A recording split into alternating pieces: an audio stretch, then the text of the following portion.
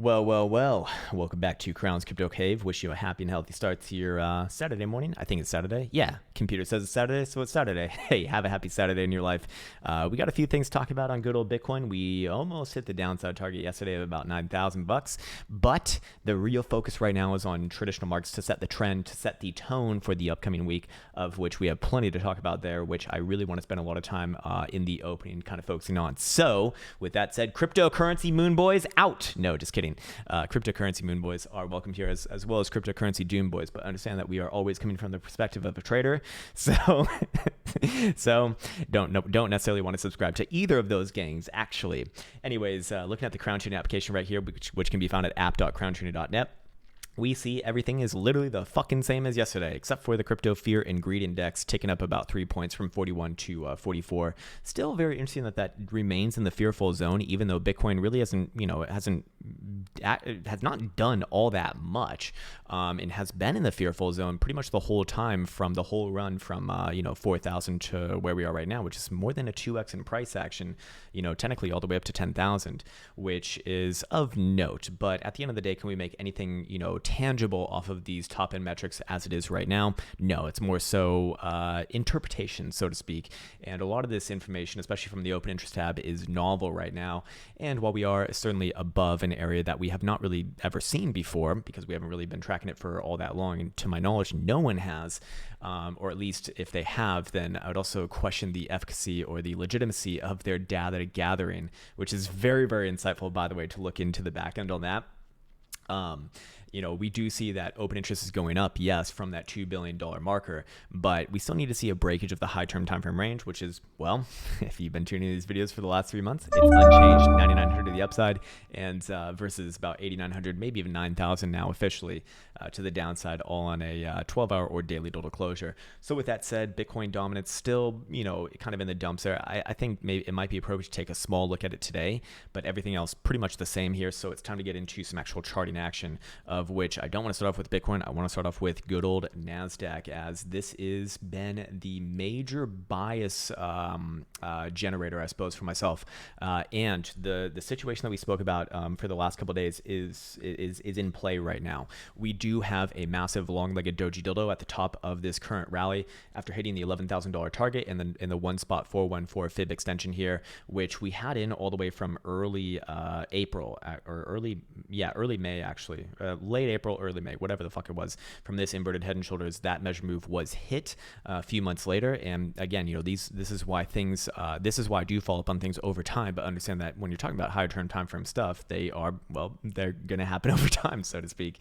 And looking at this right here, it would make sense for a good short term and medium term consolidation, which is very likely going to lead us a little bit more sideways and a little bit more down. That would not necessarily say that I am looking at this as the top to end all tops and NASDAQ's never going to be going higher. I don't think that's appropriate to say right now, and it's certainly not appropriate to say as long as we're above, especially $10,000.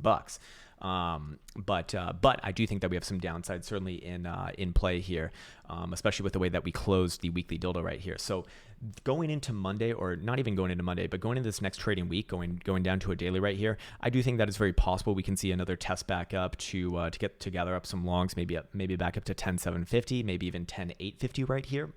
But as long as we're closing below this area especially, which I'm now going to put a blue box of death and decay in, well, depends on which side that you're on, but as long as we're below this blue box on a daily total closing basis especially, I do believe that the consolidation, that the next move is sideways and down, likely back down to test around 10,100-ish region, give or take. Now, why do I say that? Well, not only do we have a massive doji dildo, which is a sign of indecision, perhaps even reversal on the weekly, but we also do have a regular head and shoulders right here, actually.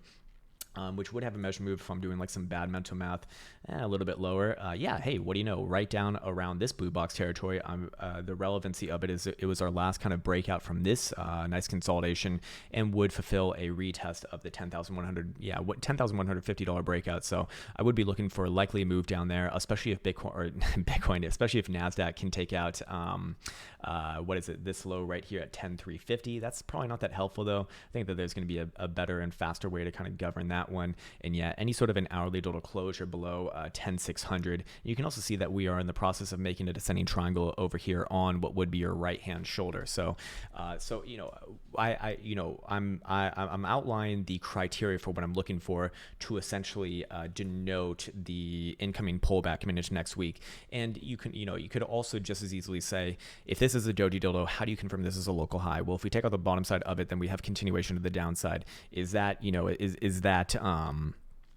end all be all of it? No, but I do think that it'd be appropriate to be aggressive in that stance in this way, because realistically, there's not too much holding you up from that area to a test down to the 10 simple, which should be actually rising up into next week when we get the next tick on the next weekly on Monday. Actually, NASDAQ futures will start trading late Sunday. Then that will very likely come up to that 10,100-ish region.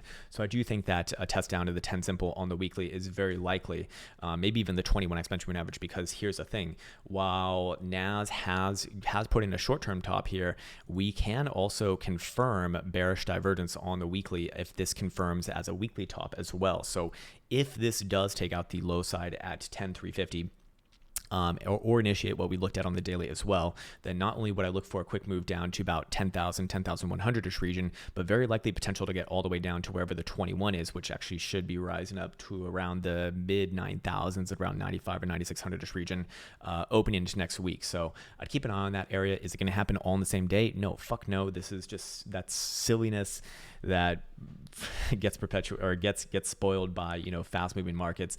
I think that this whole move right here was very fast, and we were bullish the whole way, not the whole way, but all the way since late March, early April right here, which I actually feel quite happy about. Just chewed my own horn, sound like a fucking asshole probably, but I do think that it's important to denote that I'm not necessarily saying that I'm like full on bearish on this, looking for it to reverse back down to prior lows or anything like that. But I do think that we have some downside here, very likely coming into next week. And especially if the criteria is met, which seen as traditional markets and Bitcoin seem to be quite correlated on a macro scale. Any sort of inherent weakness in the traditional markets will very likely punish Bitcoin a lot more respectively. Looking at, let's go check out E-mini futures or SPY. This one doesn't look as obviously, this one does not look like it's this one does not look like NASDAQ is what I'm trying to say. And in this one still, I think you actually kind of have to err on the side of bullishness, because this is still an uptrend. We're still riding we're still riding higher highs and higher lows as it stands right now. All major moving averages are in bullish posturing. We do see the golden cross happening right here between the green 55 and the purple 200. Gets tested once, tested twice on a higher low as well, plus continuation as all lower periods start to travel above higher periods and get diverged away from each other, telling you that the trend is strengthening. I would have to say that this one can very easily get another leg up to the 330-ish region. So how would I be judging that from this chart right here? Well, it's actually quite nice, because the areas are very, very, very, very, very well documented. And what I'd be looking for is a daily total closure above 323 region. If that happens, yes, I would look for extension all the way up to 333, 330, whatever this area is right here is what I'd be looking towards.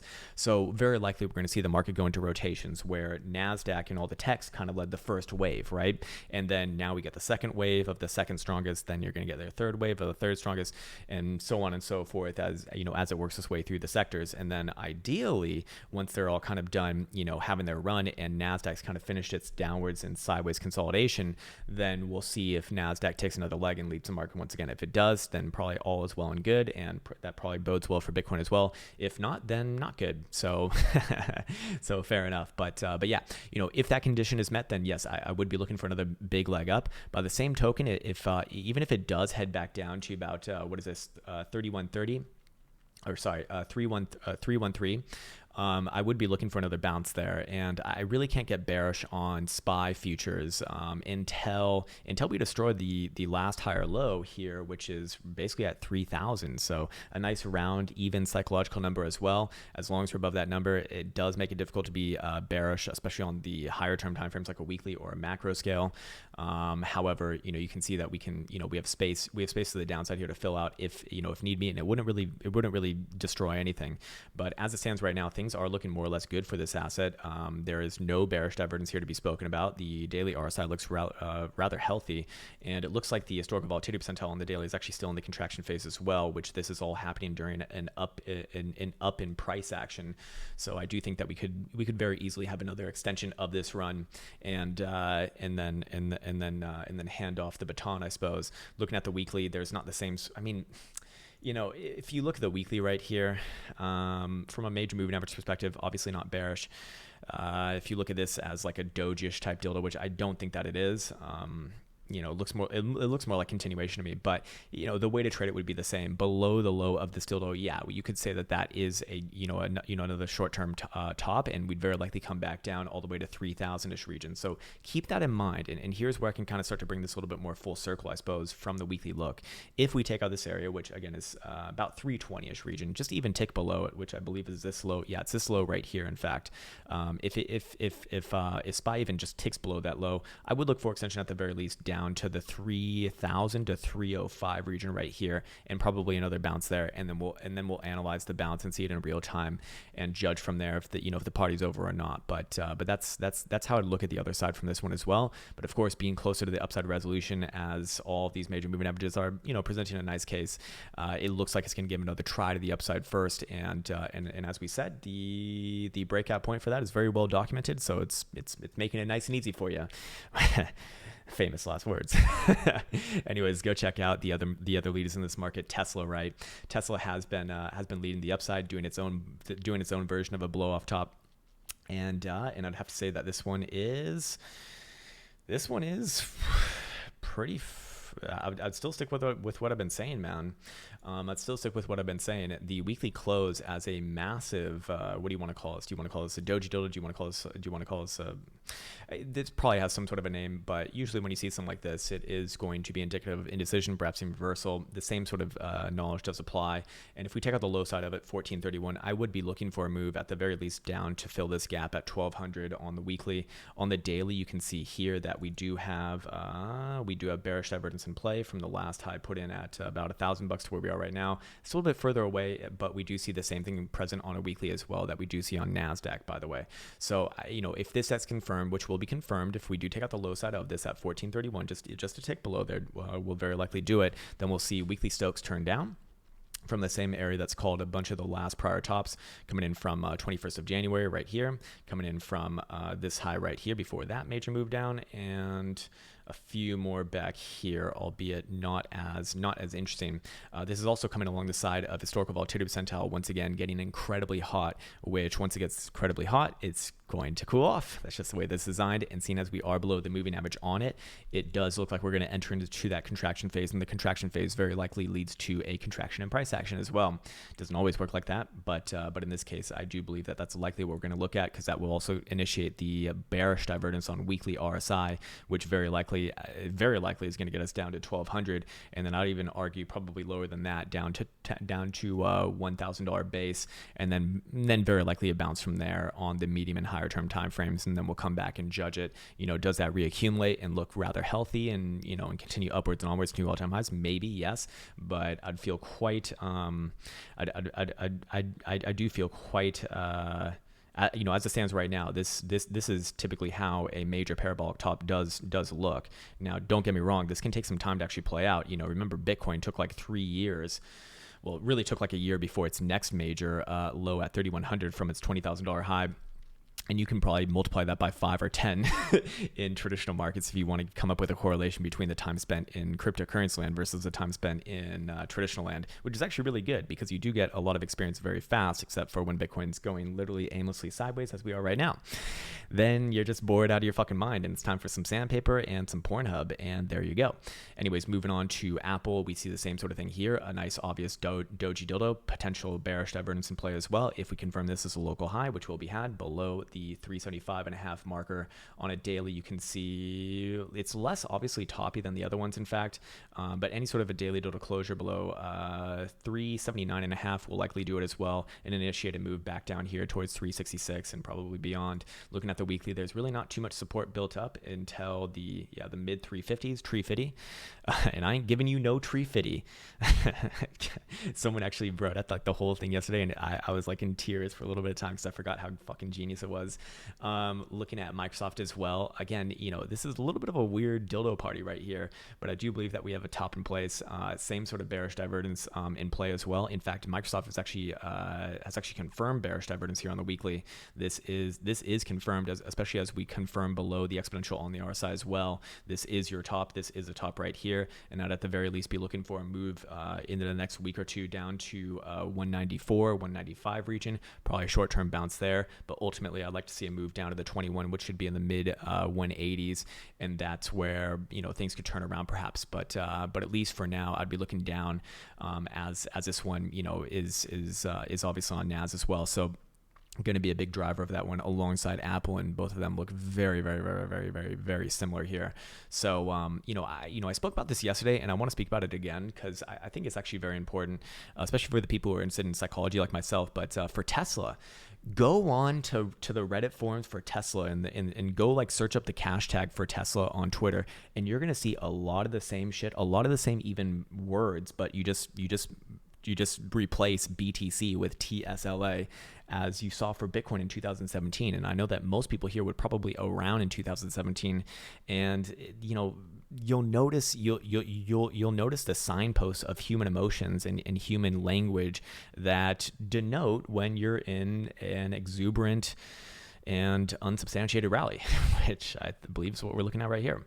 And that's not to say that I don't like Elon Musk, not to say that I don't like, Tesla cars. I think they look cool. They have some pretty damn cool performances as well from what I've seen. But as far as the stock goes, have to unmarry ourselves from the gang mentality, which I absolutely hate. And it's going to be a very big portion of my upcoming mindset channel, which is not focused on trading. But of course, trading is going to come into it because it's fucking life, man. It's fucking life. Anyways, have we beat the old horse to death on traditional markets? I think we have. Maybe do a quick look at gold. Gold, I'm going to be wrong on. Obviously, yesterday I was looking for a move. Where the fuck's gold? Gold, where have you gone? Gold. Gold, I'm going to very obviously be wrong on. I was looking for a move probably down to like 1785-ish region yesterday. We didn't get that. It's just continuation here. The weekly closed very strong. I'd probably be looking for new all-time highs coming into next week. There's no reason to be bearish on this thing at all whatsoever, as long as it's above 1790 now on a weekly. And I'd still have to remain with my targets towards 1900 long term, which is looking more and more like a medium and short term now. It's looking very strong. So again, one of the best charts in the whole lands, and getting rewarded for it. All right, let's go look at one of the most boring charts in the whole land. Oh, is that Bitcoin? Yes, indeed, it fucking is. Jesus goddamn Christ. Sorry, I don't mean to use the Lord's name in vain, but I am rather perturbed by this price action analysis. You should be too, and God definitely is. So you know what? God understands intent, or at least hopefully he does, being in his all powerful ways, and understand that my intent is not to offend. It's just a lazy way of expressing myself, which I feel like I have to really have to explain quite often. Which fair enough, maybe that's my problem then. Anyways, looking at the daily right here on CMEs, we did close the weekly at 91.95. There is about a $50 premium on price action between that and spot, so that would put spot somewhere around like 91.40ish region, which is essentially where we are right now. What does that line up with for this weekend's action? Probably not going to be doing probably not going to be doing fuck all. Although I do think another swipe of the downside range is probably in order, and then we'll test out whatever is the new top side of the range. But the CME chart does look rather interesting here. The reason why I say that is because it does look like it wants to kind of push off and test around the 89 exponential moving average, which is 89.50ish region, which is the downside resolution that I have on spot price action. Looking at the weekly, how did the weekly close? Yet again, another closure below the 10 simple as it maintains a negative slope. We are definitely going to see the weekly Stokes continue to the downside, accelerate to the downside, and weekly RSI will be opening below the exponential as well. So all of these things would turn the odds in favor of the downside here. Daily Jewel is continuing the sell signal as well for what it's worth right now, although it's very light thus far, and I do think that it's a little bit a little bit strange that we haven't really seen a continuation play off this just yet, which was a signal that was reconfirmed on the 13th and 14th of this month. So that was just 4 to 5 days ago. Now, the good signal was right here, obviously. This was the 9th of June, happening somewhere around like 9,600-ish region. It actually did trade above that for a second here too. So not perfect with the jewel. That's why you do need to know risk management if you are going to if you are going to look at that tool as usable for yourself, or at least I would think so. And in this one, giving you a hodl or short signal right here, I would say, as everything turns down, I'd really expect it to have that continuation drive if that's going to play out early this coming week. Otherwise, it will come under question and will probably trade sideways at this 91.50 area for another few days. If that happens, I would say that very likely the odds and probabilities are going to naturally shift in the favor of the upside, but we'll check them in real time to confirm. As it stands right now, daily Stokes are once again turning to the downside, confirmed to the downside, better said perhaps, and also rejecting getting out of the even the neutral zone. And daily RSI is interesting here too, because we do potentially have, well, I was going to say that we potentially have hidden bullish divergence, but we don't, because we're one, not in an uptrend on the daily, and two, we are actually we actually close on a lower low right there too. Historical volatility percentile, of course, doing the daily rounds on this on the daily redundancy once again. Looking like it's getting ready for the big bad move, but that's what I've been saying for the past 2, maybe even 3 weeks now. And Bitcoin still has failed to move out. I mean, it's if anything, it's contracted even more. So let's go over to spot price action and see how it kind of measures up as well. Spot price action looks like it's probably got a range between on the weekend between about 9,200 to the upside and about 9,000 to the downside. Do I think that we're going to break over the weekend to the upside or the downside? No, I don't think that we are. I think that we probably put a wick in on both sides and fuck everyone, and everyone gets frustrated for good reasons. But you don't need to be frustrated, my friends. Go check out traditional, go check out Forex. You don't need to be married to this inanimate object here that does not love you. Bitcoin does not love you. Bitcoin is an orange coin. It does not love anyone. It also doesn't hate anyone either, but it definitely doesn't love you. Think about that. Think about that. Well, maybe don't think about that because it's depressing, because then no one loves me. Well, fair enough. Anyways, just me talking shit now, because we're 21 minutes in, so most people have clicked off, so it's all good. It's only you and me, my friends, my TA nerd enthusiasts. Well, came to the right fucking place, my friends. Anyways, Cyan 89 exponential moving average is getting our lows rather well within this particular consolidation right here. And so I would look at that as a good continuation point, or sorry, not continuation point, but a good breakdown point if Bitcoin does indeed violate that area, which is now officially at $9,000. If that does happen, I would construe this whole formation as resolved to the downside, and that will initiate the more medium and long-term targets first and foremost to around 8,100-ish, or we'll just call it 8,000 and give it like a $100 range down there, and potentially all the way down to the 0.5 at 7,500. Now I would be looking for bounces along the way, of which 7,500 or sorry, not 75, 8,500 to 8,600-ish region right here looks good to me for a short-term and maybe even medium-term bounce off the 200 simple and 200 exponential moving average. I like both those right there. But assuming that the bounce fails to get back above, especially 9,000, I'd be looking for that to get sold into and have a continuation drive down to the low 8,000s, upper 7,000s. At that point, could we potentially have a low there as well? Yes, potentially. That is the measured move from this as a Wyckoff distribution top to the downside. But if that area does fail, I would look for an extension of another $500 to $600 down to the 0.5 here versus a 382 at 7,500-ish region. Same thing there. If that area does fail, I'd be looking at the 618 at around 6,900. This is all for long term. For what it's worth right now, we have obviously not broken down or officially broken down just yet. And I would say that is, that is of interest because obviously we're very, very close to it, but still have not actually had it. So it's not an actionable trade from my perspective. I should say though, that something that you don't see on spot price action that you do see on CMEs is this. We have the volume signature of a nice long form consolidation with an apex coming in relatively soon. And this being about 75% full can essentially break at any given moment in time. As far as price action goes right here, if we go down to especially like a 4 hour, you can see this on we do have a descending triangle in place. Now, Bullaughs are going to be looking at this as an ascending triangle, right? With your higher low right here, higher low right here, and then a slew of kind of like the same lows on this area right here. I actually don't think that that's what's going on, or at least if that is what's going on, I would really only entertain that possibility when Bitcoin takes out the last prior daily high at 94.50 on spot price action. Until that happens, what I think is really going on is we've actually constructed something new right here. If Bitcoin was going to break to the upside, I really believe it would have happened in late June at the very latest right here, because that's when we still had that nice rising bottoms, and the volume signature at that point was indicative of reaccumulation. But that last area getting rejected does turn the probabilities very likely in the favor of the downside. And this is a descending triangle right here with a nice flat low at, let's call it 90.50, and declining tops coming in from 10.3, 10,000 even.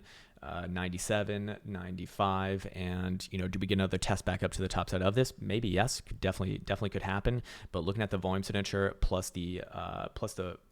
looking at the formation plus the volume signature plus historical volatility percentile, we're getting extremely mature within this formation, and it is very likely to break. Again, this week is just as good as the last couple of weeks in my opinion, and even more likely because as time goes on and it doesn't happen, well, it's naturally going to become more and more likely and more violent too, as we have even a longer form of consolidation within this region, which creates a bigger cause, which creates a bigger effect if you're familiar with Wyckoff terms again. Anyways, looking at this right here, the measure move from this ascending triangle would be pointed all the way down towards about 8100-ish region. Again, considering that there is a premium on this versus spots, so that would be in line with this target down here towards this blue box actually. So I would keep my eyes on there. On top of that, am I saying that Bitcoin is like destined to go down? No, but if that trigger is met, I would be looking in those areas, yes, and potentially lower as well. It's not to say that this thing's like always going to be good, although I would say that the higher term timeframes definitely do offer up a more sombering view on the macro, saying that this is not macro bearish, or at least it can come down to like 7,500 and still remain in like a monthly uptrend, right?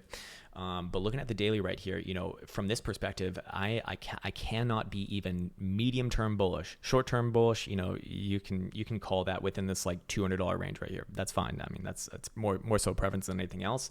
But I would say that I can't even be medium term bullish or entertain long term bullish ideas as long as we are below this last prior lower high right here at 94.50-ish region. If Bitcoin does retake that, and it can, I'm not saying that it can't.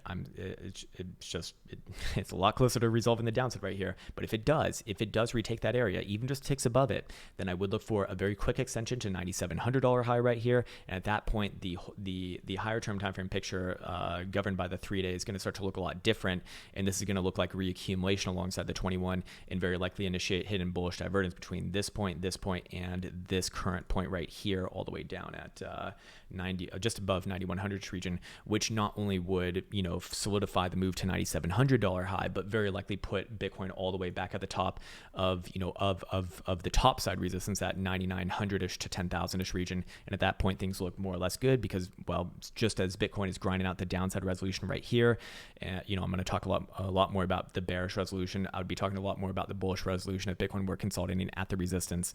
Usually when things consolidate at a resistance, it's going to break in that direction, or on a support, going to break in that direction as well. The same sort of knowledge does apply. But let's look at momentum oscillators while we're here on the 3-day, which the 3-day does look like it wants to take another leg down towards the 55, by the way. But that's just me, and that's not really based off of too much. The 3-day dildo the 3-day Stokes will turn back up to the upside with any sort of a closure above 91.50. That's essentially exactly where the 21 exponential moving average is. So I even like that for a range right now. And guess what? If we continue to close below it, not just will we turn the 21 exponential moving average to a negative slope, but the 10 simple will very likely cross it on the next tick or two. And that will be very likely good enough to send it to the 55, is usually going to be my target for something like that. Going over to the 2-day, do we have anything to be aware of here? 2-day 200 simple, still kind of giving in the lows as well. I do like that area for a more formidable, documentable support. It's crawling its way up above 9100 right now, or sorry, not 91, but 8900 right now. So that is to be to be aware of is, where the fuck's my phone? Hey, phone, where the fuck did you go? Found it. It's over there. It's on the ground for whatever reason. Who knows? Okay, looking at the 2-day Stokes, though, this is very interesting to me. 2-day Stokes will naturally cross back down to the downside, but there's a lot of things to unpack here. It's not only going to cross back down to the downside with a closure below 92.80, which, by the way, is just continuation of the downtrend, as you can see on the 2-day right here. It'd just be following that, but also it will reject getting out of the bearish control zone, and usually when you see something like that, it wants to stay in the bearish control zone. And also the 2-day Jewel is lining up for continuation sell signal as well. 2-day historical volatility percentile it's ready. It's fucking ready. It's nice and wet and waiting for you. And it says, hey boys, come on in.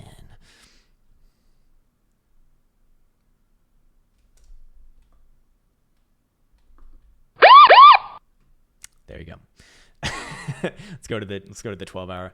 12-hour, same sort of thing essentially, but 12-hour momentum does suggest that it's probably not going to break down this weekend. If anything, we might get another test down to like 89.50 or 9,000. But do we have the momentum to actually break to the downside during the weekend? Unlikely. Unlikely. Doesn't mean that it can't happen, just unlikely. We also do have this trend line right here on the 12-hour Stokes, which has been more or less dependable from this time frame's perspective as well. Let me get rid of this one right here. Not really relevant to this time frame, but at least for right now, I'd probably be looking for a little bit of sideways, maybe even tap back into whatever the descending trend line is that we have governing the last few highs, which would actually be, around 9,300 on spot. For some reason, I thought it was 9,200, but yeah, it'd be about 9,300, so fair enough. Could we get another one of these fucking death dildos right here where you see like look at this. I fucking hate fractals, but there is something to say about this. Bitcoin makes a new high, boom, massive down, takes out the lows, washes everyone out, rallies back up, puts it in again, comes back down, washes them all out. Same thing right here. Same thing right here. Same thing right here. Do we do the same thing up to 9,300 over the weekend? Maybe.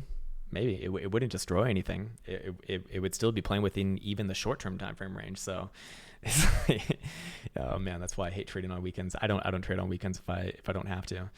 And the only way that I trade on the weekends is if I had a position that I was planning on to be long-term, that I started late in the week or something like that and forgot to cover or didn't want to cover. Anyways, go down to the very low time frames, like the 4-hour. See how this one's doing. Is that another lower high at 91.50 on the 4-hour? Maybe. Is 4-hour Stokes looking like a bearish reset? Maybe.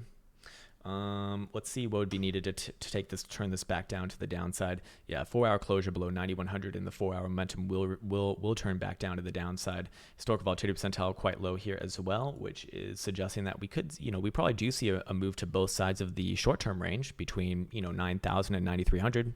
Yeah, I don't see. I mean, we're right smack dab in the middle of it right now. But do we actually break it over the weekend? I would say unlikely. Do we have any hidden bearish divergence here to be spoken of? Yes, we do. Between this point and this point.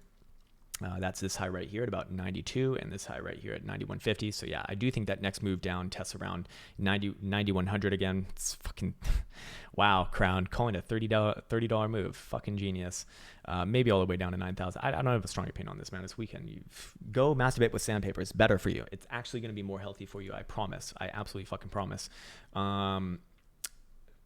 Let's see, 3-hour, same thing. 3-hour Stokes looking a little bit frothy there as well. Will naturally turn to the downside below 91.40. That's also interesting because that would really confirm this as a local high. In fact, I'd even argue that it's already confirmed as a local high, and initiate another hidden bearish divergence move down, maybe to like 90.50ish region. $100 trade right there. It's like, Jesus fucking Christ. Jesus, man. 2 hours showing 91.50 for momentum to remain to the downside, by the way. So the 2 hours already turning. And what about the hourly? Hourly is already turned and accelerating and will remain downside angled as long as we are closing hourly deltas below 91.50. And for a very short-term move, which this actually does get things very well on short-term time frames for historical volatility percentile with these settings, does suggest that we very likely have enough to test the short-term range, like I said, between about 9,000 and 9,300-ish region over the weekend. Do we have enough to resolve it? I would argue if history's anything to go off of, very unlikely. But if we were to break to the downside, I wouldn't fight it. at least for another move down to like 8,500 or 8,600, whatever it is. Let's go check out Mr. Butyrol. Mr. Butyrol kind of losing its formation as well. I was looking for a move down here to 229 yesterday. I still think that it does get another test down to 229 region. Overall, Butyrol is still more healthy, respective to most of the other cryptocurrencies. As far as this chart looks right here, you can still make the argument that it is kind of in the process of flagging out. But the second that it does start closing daily doodles below the 55 is the second that goes out the window and it joins the rest of these bad boys on a nice move down, probably towards 215. Probably another short-term bounce there, and then ultimately I look for a nice move a little bit below 200. Over whatever time frame that it takes, like a week or two or whatever it might be. The weekly still looks good though. So, I'd be a lot more hesitant to get bearish on Butyrol. If I was just looking at Butyrol, obviously, yes, it's a long-term downtrend. And obviously, this is, this is years of downtrend now. So it's not the most healthy. It's not the picture of health and fitness here. But this consolidation at a high level has a very easy, I shouldn't say easy, it's a bad word to be using, but it has a very natural way to be managing it. If you are bullish, you're bullish very likely because you're looking at this as a higher low right here confirmed. That means that any sort of a move below 216 low or a closure on a weekly below 225, and that gets thrown out the wayside, and very likely we come back down to the 190s, 180s region down here, and then judge from there. By the same token, any sort of a closure on a higher high above this guy right here, and very likely does initiate a move back up to test around 275, maybe 300. And that would make the whole picture look a lot more interesting. But, I think it's very interesting to see a lot of people very quick to call a 3-year trend over when I don't think that people understand like why trends are important. Trends are more likely to continue than not. That's why it's very important to be aware of the long-term trend. The long-term trend here is obviously down if you're looking at a weekly. If you're looking at, like a yearly, then it's probably up. But ain't nobody got time for that. And people might think that they're hodlers, but when you start taking 90% downs, you're probably not going to be a hodler. You might be hodling until death anyway, so it doesn't even matter. It's like, why even fucking watch the price? It's like, why even care anyways? Because if you're going to hodl till death, that means you're literally never going to use it. What's the point? What's the point, man? I guess everyone's entitled to do whatever the fuck they want to do. Looking at weekly momentum oscillators, weekly Stokes will be crossing down here. Very, very likely with any sort of a weekly closure below 243. So basically the high of this week, and weekly RSI, same sort of thing as well. We'll be crossing back down below the exponential. Should also denote on Bitcoin the same areas that we have spoken about before. Weekly Stokes extremely likely will confirm below the critical zone here with any sort of a closure below 98.50. It will inevitably happen. And this sort of same read is what is called the last 30 to 40% pullbacks, bro. 30% pullback is called a crash in traditional markets, by the way. But any sort of move, any sort of move that gets above the critical zone and then comes back down below it on the weekly Stokes, that's been, this retracement right here, this one right here, this one right here, here, here, here, here. And if you've been in these videos for long enough, you know that all of those at the very least have about 30% retracement, and as much as like 70% retracement. I'm not going to go through it today because this video is probably already way too fucking long. Yeah, 36.5 minutes. God damn, man. Okay, all right. What else do we want to check out while we're here? Do we want to briefly go over the higher term time frames? Why not, man? Why not? So the bi-monthly is why I didn't say bi-monthly. I meant bi-monthly. Bi-monthly, you know what I'm saying? The bi-monthly is why I say even if Bitcoin does break down from the $9,000 support, I would look towards the upper 7,000s to mid 7,000s as a very nice long-term base. This chart's not bearish here. This is not a bearish chart here over the long period of time. So it's always perspective, of course, but because we're dealing with very big ranges here due to the overall big number on Bitcoin to begin with, being deep in the 4 digits, almost 5 digits, does that mean that you just randomly buy in this area? Well, for me, no. And this is not financial advice.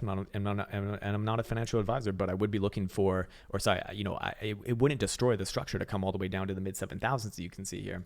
And momentum oscillators are actually pointed north still, and will remain pointed north for a little bit of time as long as we're closing bi-monthly dildos above 7,700. So, perspective here as always. But that's also, almost a $2,000 move for the downside from where we're at right now. So there's that to be aware of as well. Let's go check out some of the beautiful shitcoins here. Maybe Tron to start it off. Tron into bi-monthly.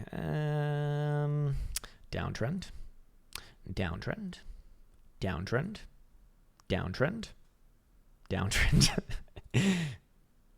This one could actually pull through. Monero looks. I think Monero actually is gonna get another try higher. Monero actually looks like it could pull through. Ripple, death cross, downtrend. Stellar, we were looking for extension yesterday as well. I think I said all the way up to maybe even 11.5. Didn't quite get there. Do we have any divergences to be aware of here? Yes, we do. Probably gonna, no, actually no, there is no divergence just yet. Does look a little bit toppy to me, but this one looks like it could very easily have another small extension to 11.5, and then I'll probably be looking for a top there, at least medium term. Let's go check out some Satoshi pairings for Butyrol. Still looks good here. I'd still be targeting 0.028. Litecoin, Bitcoin, garbage, absolute garbage. Wow. XRP BTC. I also hate money. What else do we have? Cardano Btc. This one still has a chance at some upside. Short term, I'll be looking down, probably back down to 1230. Does have some nice bearish divergence on the daily, so yeah, I would be looking down here over the next few days. But long term, I'd wait for the weekly to close before I say anything else. This one could very easily have another draft continuation towards 1700, but I want to see the weekly close first. Link BTC, same thing here, although I think that we did come down to our levels from yesterday. I think I said 8100-ish region. We didn't quite get down there. Yeah, we didn't quite get that down there actually. But same sort of thing here. Actually, no bearish divergence on the daily. What about a 12-hour? 12-hour has 3 drives. Yeah, I'd be looking for that move down to like 78,000 Satoshis. Probably a short-term bounce there, and then we'll come back and reanalyze. Historical volatility percentile red as a devil's dick, and actually below the moving average on it now too, which is likely going to denote that we're going to enter into a phase of contraction, and that likely accompanies some sideways, but mostly down. 12-hour Joule giving you a very, very, very, very, very nice sell signal right there, in fact. So I would have to say that probably party's over for a little bit of time. Maybe the daily takes some time to actually line up for a perfect signal as well, but it's in play. I'll be looking for another short-term move to the downside, probably play out some sideways after that, and then if that lines up, then I'd be looking for big downs, probably back down below 70,000 Satoshis, and we'll come back to it after that.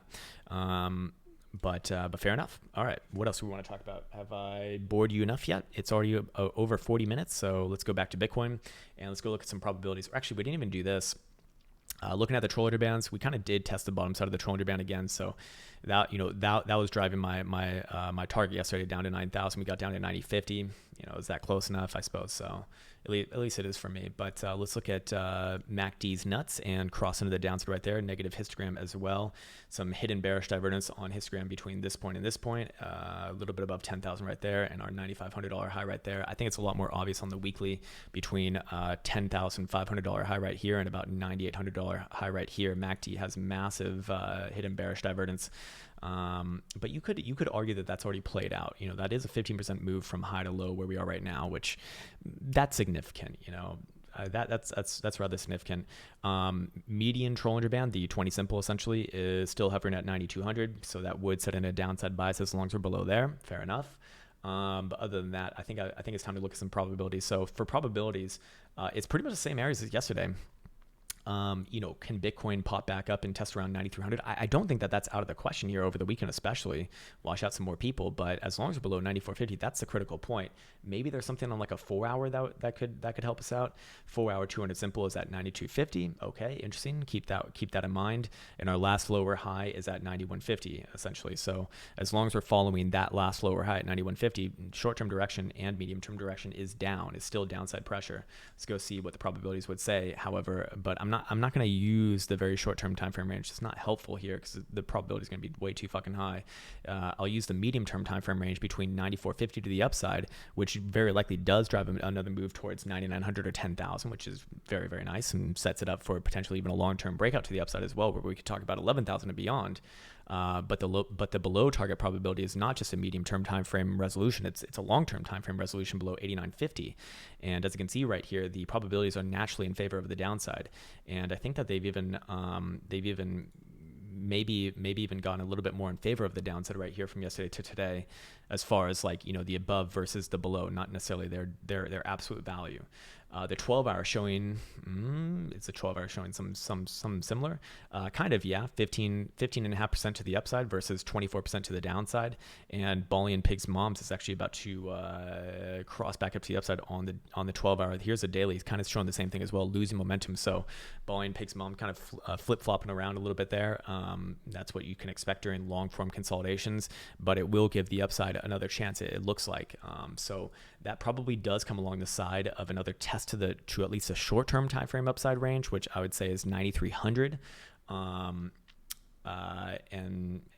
yeah, that's really all that I have to say about that. I think it's time for me to wrap up this video though, and essentially it's the exact same shit that we've been looking at for 3 fucking months, man. 3 fucking months, huh? 3 fucking months. 3 months. 3 months. Hey, you getting bored of this shit yet? Come trade some traditional. Come trade some Forex. It's all good. 9,000 on a daily diddle closure or a 12-hour closure, and I'm looking at moves down to the aforementioned levels to the mid 8,000s and then upper 7,000s. 4-hour closure above, let's call it 92.50, and I'd probably look for a test of 94.50, but it's not until we get back above 94.50 where I even look for a medium-term time frame move back up to 9,900 or 10,000, and then things actually do look rather good, and we can talk about 11,000 and perhaps beyond after that. But for right now, looks like once again the path of least resistance is a test of the downside short-term range at about $9,000. Do I think that we have the momentum to break it today? Probably not. No. So I think that's a good place for me to leave it off. I'd like to take a second to wish you well once again. Take care, and until next time.